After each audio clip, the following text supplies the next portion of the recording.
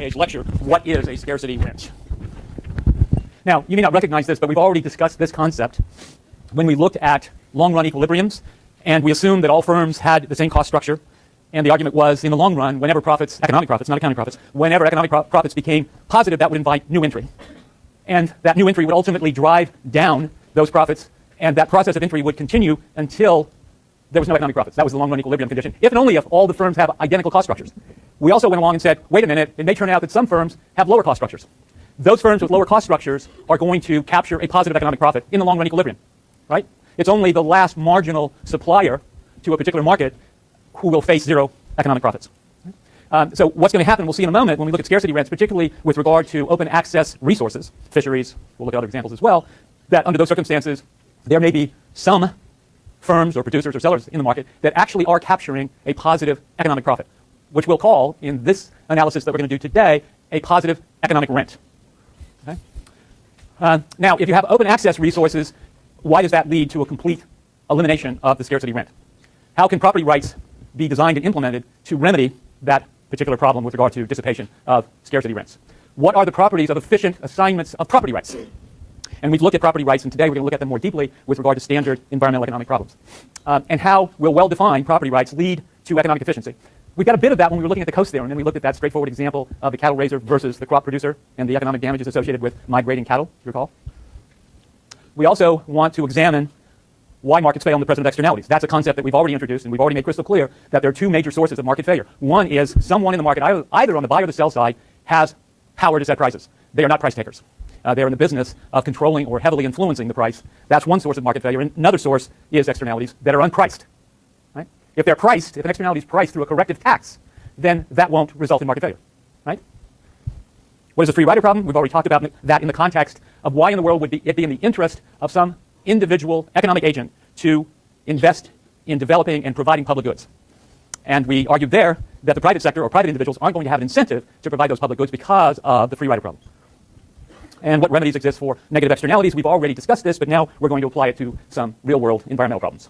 And then once again, what is the coast theorem? It's worth repeating. Because if you, in public discourse, for those of you who come out of this class, and you meet up with somebody that has very strong ideology about their sense of what's fair, and legislation in this country that says, regardless, the polluter or the party responsible for causing the harm must make it right. And that is a value judgment. It is not, however, a value judgment that is consistent with maximizing economic efficiency. Right? Okay, scarcity rent. One of the most famous economists of the late 1800s is a fellow by the name of Ricardo, David Ricardo. And he was the first to recognize the notion of scarcity rent. And quite simply, intuitively, all he recognized, and he applied this well beyond just agriculture, but in those days, most of the economy was agrarian, and he discovered that those firms who had high-quality land were able to capture a scarcity rent. Why? Because the high-quality land is scarce. And thus, the amount of production that you're going to generate from that high-quality land is going to be much larger with regard to the same cost, the same inputs, than lower-quality land. And as a result, as you move up the supply curve, or as agricultural production increases, less fertile land, lower quality land is brought into production, and to provide the incentives for that new land to become engaged in the production of food or crops, the price of farm products must rise. Right? Just think about it in terms of the incentives with regard to an individual operator deciding whether they're going to plant their land to potatoes, for example. If the price of potatoes is below their marginal cost of planting the potatoes, it wouldn't be in their rational self-interest to do so. They will only draw that land into potato production if the price is sufficiently high to justify the introduction of that resource in the production process. What this all means is that more fertile land can earn an economic profit. As we remember our distinction between economic profits and accounting profits. Economic profits take into account all the implicit cost as well as all of the explicit cost. Most importantly, including the opportunity cost of time of the managers or the owners of that particular land. Right?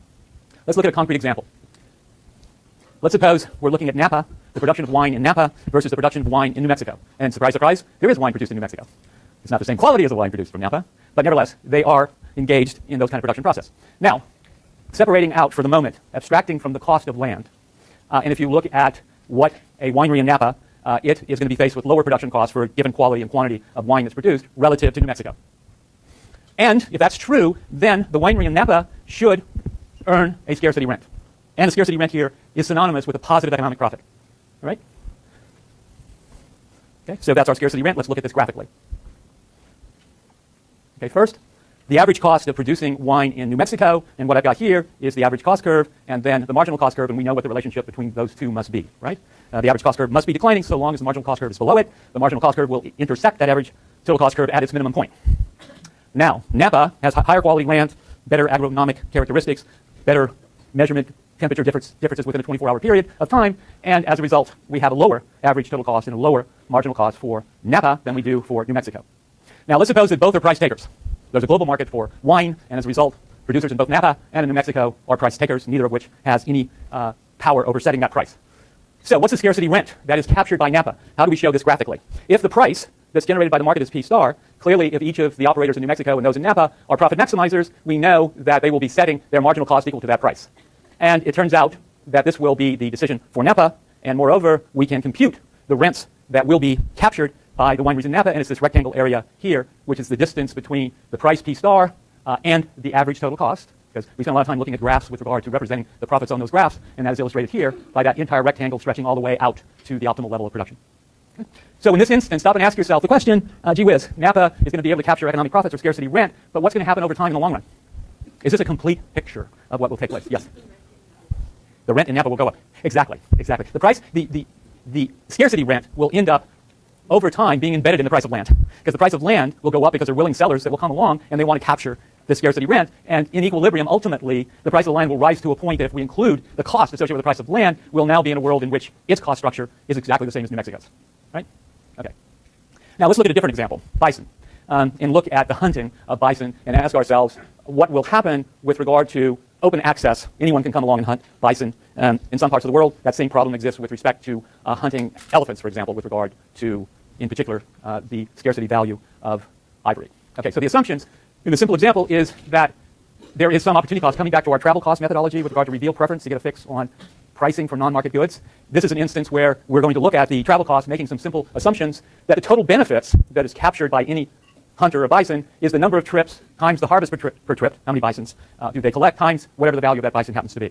The total cost, and this is the cost, the same kind of cost measure that we look at in terms of the travel cost methodology for reveal preference, is nothing more than the number of trips times the cost per trip, including the opportunity cost of time. Okay? So that's the basic framework. So what does this look like graphically? What I have on the vertical axis here is both the benefits and cost associated with effort. And effort is the number of trips that you make to do the hunting. All right? So this is the total benefit curve. Right? And the cost, if you go back and look at the underlying facts, that total cost is going to be a linear relationship with regard to effort. Right?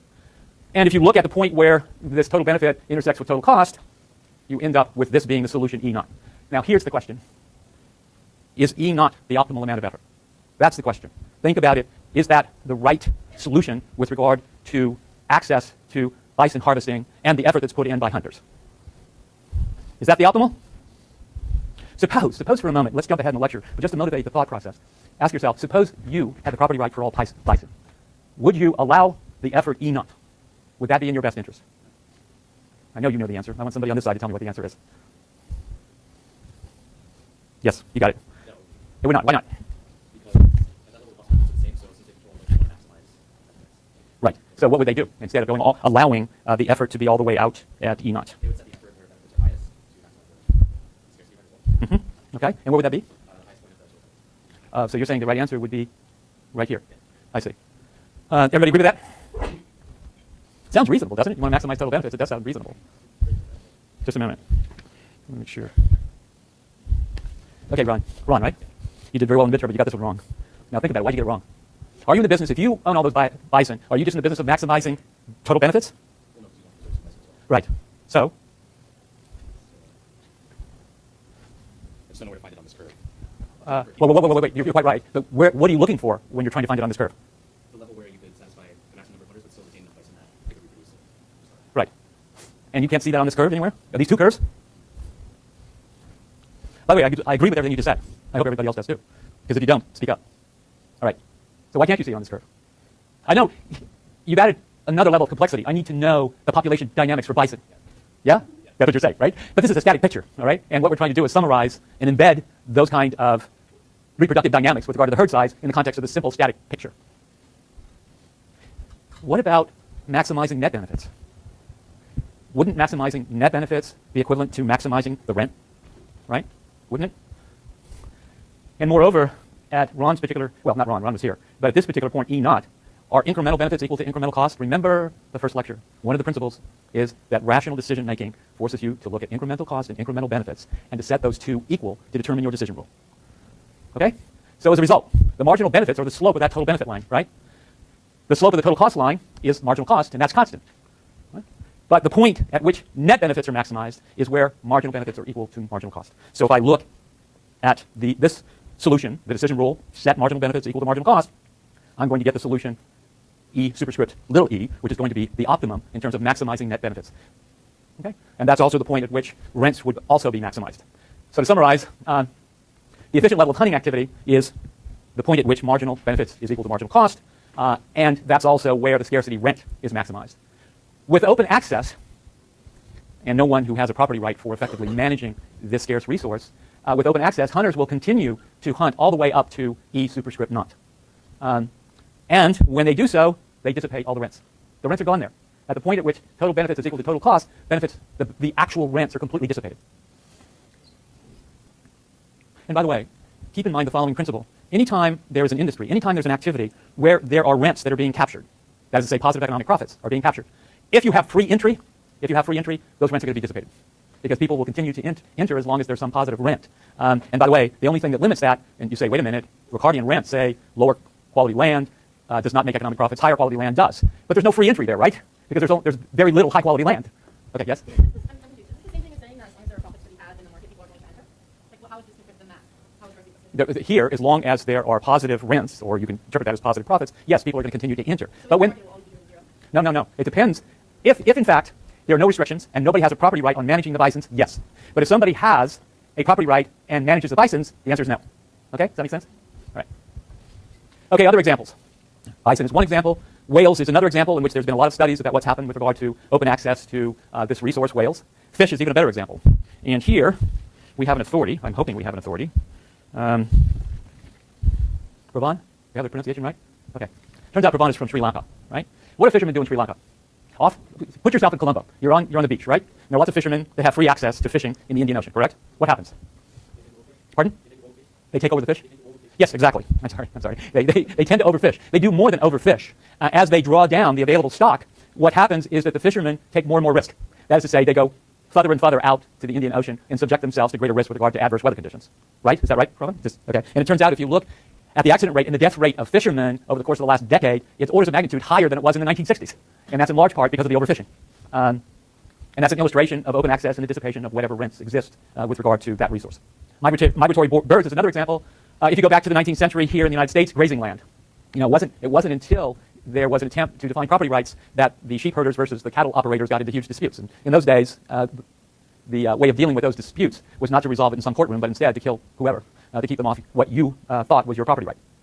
Another open access problem is environmental quality or atmosphere or bodies of water and whether or not those particular bodies have assimilation capacity or not.